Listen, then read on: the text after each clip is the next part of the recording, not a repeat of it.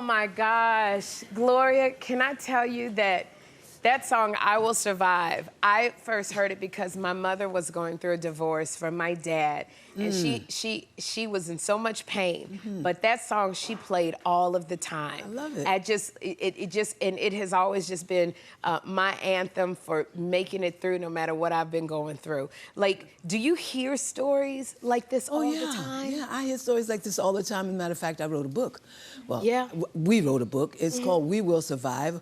40 stories from family, friends, and fans that have made it through whatever they were going through with this power of this song. Oh my gosh! You know, the first when you saw "I Will Survive," you knew it was special. You said when you saw the first lyric, and you said that God gave you that message about it. What was so special about it? Well, the fact that when I first read the lyrics, I was standing in a back brace. When I recorded the song, I was in a back brace because I'd recently had surgery on my spine. And I was relating those lyrics to what I was going through. And so I'm thinking, this is great. This is a timeless lyric. I was also relating to it the fact that my mother had recently passed away. Yeah. So I'm thinking I'm relating these completely different things to this one song, and everybody's going to do that when they hear it. Yeah. Whatever it is they're going through, they're going to draw strength from it. You know, and I want to unpack that because you were saying in the documentary you were on stage and you kind of fell over a speaker. And then you finished the show, and then you woke up in the hospital. You were paralyzed. You were paralyzed in that hospital bed for 3 months. In our business, 3 months is a long time because you feel like you're missing out on things. Oh, yeah. Did you feel like just life was over? You wouldn't be able to walk again? I tell you something, I completely forgot about the world. Yeah. The first time they allowed me to get up and walk, I walked to the window and I said, oh, there's life out there. There's people. Yeah. There's the buses and trains and cars and people are living. I just forgot about life altogether. The only thing I was concentrating on was what was I going to do with my career. Yeah. And because the record company had said they were going to not renew my contract. Yeah. Okay, and I was like, okay, where do I go from here? So you know how we all get to know the Lord when we get in trouble. When you're going through it, yeah. Oh, yes. So I was praying and everything, and knowing God was going to do something, but not knowing what. And then I get a call from the record company saying they're not renewing my contract. This is done now. I'm really feeling like the bottom is falling out. And then I get a call. Well, like I said, I began to pray. I get another call saying, new president wants me to go out to California to record this song that he loves called Substitute. Yeah. I didn't much like the song. You didn't like Substitute? No. But I wanted my career to keep going, so I went out to do it. And when I got there, I asked the producers what would be the B-side. Yes. And they said, well, we're not sure what kind of songs you like. I like songs that are meaningful, thoughtful, touch people's hearts, have good melodies. They brought me the lyrics to this song. And this was I Will Survive. And I'm reading it and I'm going, what are you, stupid? Oh my gosh. You're gonna put this on the B-side? Do you know what I'm going through and what I'm able to relate to this song, how this song is already, I haven't even heard the lyrics yet, this song is uplifting me. Yes. I haven't heard the melody, and this song is uplifting me. And that is the song, I don't even remember the A-side, the Substitute. Well. I remember the B-side. See, when you think it's A and then God says it's B, boy, when I tell you. Oh, yeah. And then, I'm watching this documentary, I learned so much about you because a lot of times you see entertainers and you go, wow, they're living the life. And fans saw you on top of the world with I Will Survive. Your name was mentioned everywhere. You got a crown for being the queen of disco. But you say that you were lonely. You were married to the love of your life, but you said that you were lonely in your own home. What was going on? In a marriage, so-called marriage, I found out you can't be married by yourself. You know?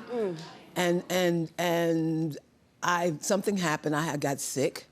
I had a migraine headache. I felt like my head was gonna split apart. And he wasn't willing to take me to the hospital. You had to go to the hospital? I had to go to the hospital by myself. And I thought, God said, I'm gonna have to drop a house on my baby girl because she's stupid. Okay. Sometimes you gotta do that, because y'all been married 25 years. 25 years. I'm trying to make it work, Like I said, you can't make it work by yourself. Yeah. Okay? So when that happened, I was like, okay, I'm done. But then being married to your husband, you said something so profound, which took me through what I was going through. It was a fear of being alone. Yeah. Why you didn't leave. Exactly. Earlier. Yes. What was that? What were you going through that you didn't want to be alone? Well, I was sexually abused 3 times as a child. At 5, at 12, and at 17. Yeah. And that makes you feel unlovable. It makes you feel unnecessary. It makes you feel unworthy of love.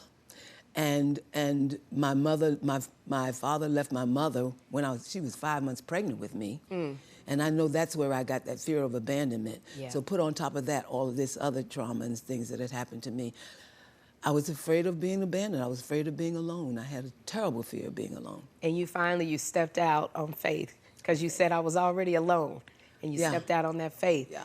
Now, this is what I love. Now, you've been doing disco. You went through it when people didn't like disco anymore. And this documentary was so excellent. It shows the years-long fight because you wanted to make a gospel album. Yes. And you faced so much resistance trying to make a gospel album. Why do you think that the gospel industry didn't want to help you out in this? Because I was a disco queen. Okay. You know, and I mean, you know, I'm one-dimensional in their hearts and minds, apparently. Yes. And I wanted to make this gospel album. First of all, I feel like I was called to do that. And because I had spent a year kind of alone with God because of the things that I've gone through after my divorce and all of that. Yes. And I thought that he wanted me to do gospel music. Well, I found out that, yeah, he wanted me to do gospel music, but he also wanted me to include the people that I'd been singing to all along. So it took time for that to happen, and I didn't recognize that. I was really trying to get this done. Sometimes we don't know God's timing is perfect. Oh, it's so perfect. And so I struggled to get my previous management to agree with me on that, and he didn't. God had it, he knew what he had a plan for you. He had a plan. Now, when this gospel album, Testimony, came out, after you faced all that resistance, then you collaborated with folks, Yolanda Adams, you finally came out, you won a Grammy. You won a Grammy when everybody said no. Yeah. When everybody said no. Did you feel, when you were holding that Grammy after all of those no's, did you feel vindicated? I felt vindicated, I felt validated because, like I said, my previous manager was, when we get the Grammy, then we'll do the gospel album. When we do the Grammy, we'll do the gospel album. Well, as God would have it, we didn't get the Grammy until we did the gospel album. That's what I'm talking about. God will have his way. God will have his way. We're gonna have a good time.